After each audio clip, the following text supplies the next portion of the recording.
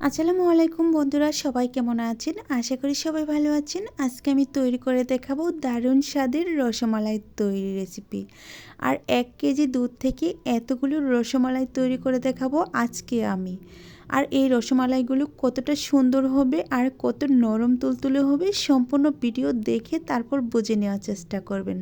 চলুন কথা না বাড়িয়ে আমি মূল রেসিপিতে চলে যাচ্ছি। তার আগে বলছি, ভিডিওটি দেখার শুরুতে একটা লাইক দিয়ে সম্পূর্ণ ভিডিওটি দেখার চেষ্টা করুন। এখন আমি মূল রেসিপিতে চলে যাচ্ছি। প্রথমে আমি একটা হাঁড়ি বসিয়ে দিয়েছি আর নিয়েছি 1 লিটার দুধ। আর এই দুধটাকে আমি একবার বলক তুলে ফুটিয়ে নেব। একবার ফুটিয়ে নেওয়া হয়ে গেলে এখন আমি চুলাটাকে বন্ধ করে দিয়েছি।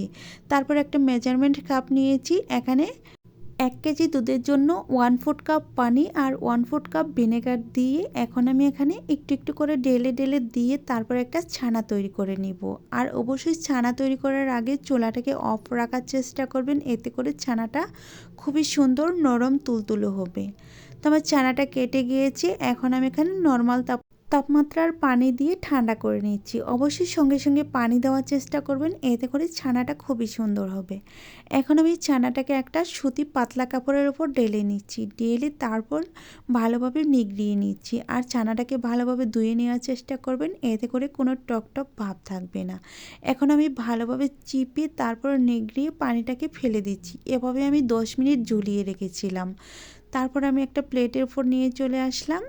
দেখেন ছানাটা কতটা সুন্দর হয়েছে আর কত শুকনো শুকনো হয়েছে, একটুও পানি নেই। এখন আমি ছানাটাকে ভালোভাবে হাত দিয়ে ডলে ডলে মুথে নেব। দেখেন খুব সহজে একটা ক্রিমি ক্রিমি ভাব চলে এসেছে। যখন দেখবেন একদম ক্রিমের মতো হয়ে গেছে তখন বুঝে নেবেন ছানাটা একদমই পারফেক্ট হয়েছে। তো আমার ছানাটা প্রায় ডলে নেওয়া হয়ে গেছে। এখন আমি অ্যাড করে দিব অন্য অন্য উপকরণ। দেখেন খুবই সুন্দরভাবে ছানাটা কিন্তু রেডি হয়ে গেছে।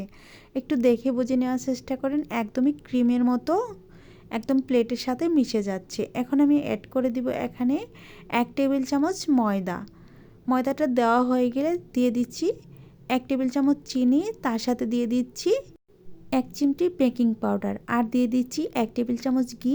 এখন আমি আবারও ছানার সাথে এই শুকনো উপকরণগুলো ভালোভাবে মিশিয়ে নিচ্ছি। দেখেন খুব সুন্দর একটা ছানা হয়েছে।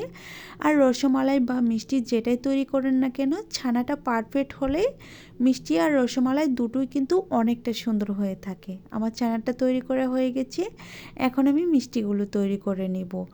রসমালাই তৈরি করার জন্য প্রথমে আমরা মিষ্টি তৈরি করে থাকি, আর সেই মিষ্টিটাই আমি তৈরি করে নিচ্ছি।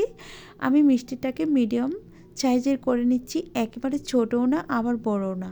প্রথমে হাতের তলনিতে নিয়ে নিচ্ছি, তারপর একটু ডলে ডলে মিহি করে নিচ্ছি, তারপর গোলাকার একটা শেপ দিয়ে দিচ্ছি, দিয়ে তারপর মিষ্টিগুলো বানিয়ে নিচ্ছি।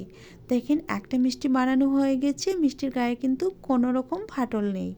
এখন আমি একটা প্লেটে তুলে নিচ্ছি। সেমভাবে আরও একটি মিষ্টি বানিয়ে দেখাচ্ছি মিষ্টিগুলো বানানোর পর কতটা সুন্দর হয়ে থাকে। তো একইভাবে আমি সবগুলো মিষ্টি বানিয়ে তারপর ফিরে এসে দেখাবো সবগুলো মিষ্টি বানানোর পর কতটা সুন্দর হয়েছে।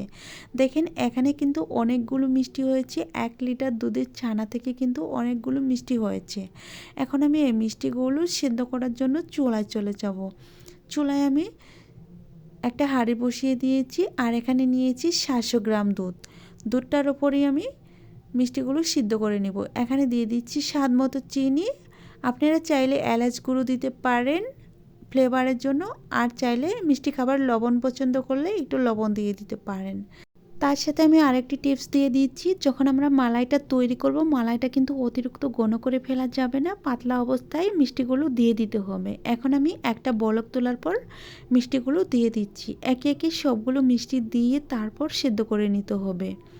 প্রথমে মিষ্টিগুলো দেওয়ার পর কিন্তু একদম নিচে চলে যাবে, যখন অল্প একটু জাল হয়ে যাবে তখন আপনা আপনি সবগুলো মিষ্টি ওপরে ভেসে উঠবে। দেখেন খুব সহজেই কিন্তু মিষ্টিগুলো ওপরে ভেসে উঠছে। আর আমি কিভাবে নেড়ে চেড়ে দিচ্ছি একটু দেখেই বুঝে নেওয়ার চেষ্টা করবেন। আমি কিন্তু চামচের উল্টা পাশটা দিয়ে তারপর মিষ্টিগুলো নেড়ে চেড়ে দিচ্ছি, এতে করে মিষ্টিগুলো ভাঙবে না আর চতুর্দিক দিয়ে খুব সমানভাবে সিদ্ধ হয়ে যাবে। দেখেন মিষ্টিগুলো কিন্তু একটু একটু করে উপরে ভেসে আসছে।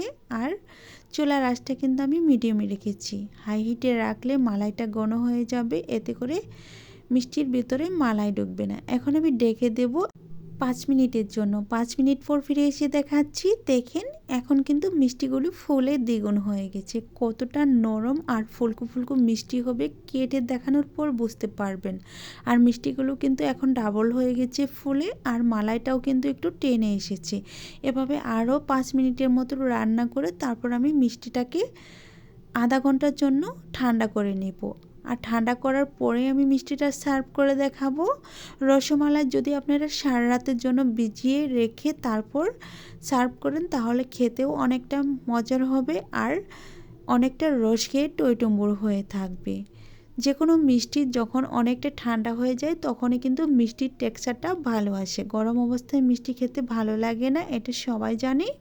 এখন আমি চুলাটা অফ করে দিয়ে তারপর মিষ্টিটাকে ঠান্ডা করার পর ফিরে এসে দেখাবো। আমার মোট সময় লাগবে আধা ঘন্টা। আধা ঘন্টা পর ফিরে এসে দেখাচ্ছি। দেখেন এখন কিন্তু রসমালাইটা একদমই রেডি হয়ে গিয়েছে। আপনারা সারা রাতের জন্য ভিজিয়ে রাখতে পারেন, এতে করেও অনেকটা সুন্দর হবে।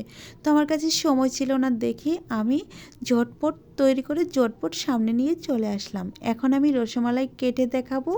আর যতক্ষণে রসমালাইগুলো কেটে দেখাবো ততক্ষণে বলছি, যদি আমার রেসিপি ভালো লেগে থাকে প্লিজ দয়া করে চ্যানেল সাবস্ক্রাইব করে রাখবেন আর পাশে থাকা বেল বাটনটি অন করে রাখবেন আমার চ্যানেলে ভিডিও সবার আগে পাওয়ার জন্য। দেখেন মিষ্টিগুলো কতটা নরম হয়েছে, না দেখলে কিন্তু বুঝতেই পারতেন না। এভাবে রসমালাই বানিয়ে আপনারা পরিবারের সকলের সাথে শেয়ার করতে পারেন, তারা খেয়ে কিন্তু অনেক বেশি পছন্দ করবে আর অনেক বেশি প্রশংসাও করবে। চলুন কথা না বাড়িয়ে আমি এখন বিদায় নিব। আজ এই পর্যন্তই। ভালো থাকবেন, সুস্থ থাকবেন, আল্লাহ তাআলার কাছে এই কামনা করে বিদায় নিচ্ছি। পরবর্তীতে আবারও নতুন কোনো রেসিপি নিয়ে দেখা হবে। খোদা হাফেজ।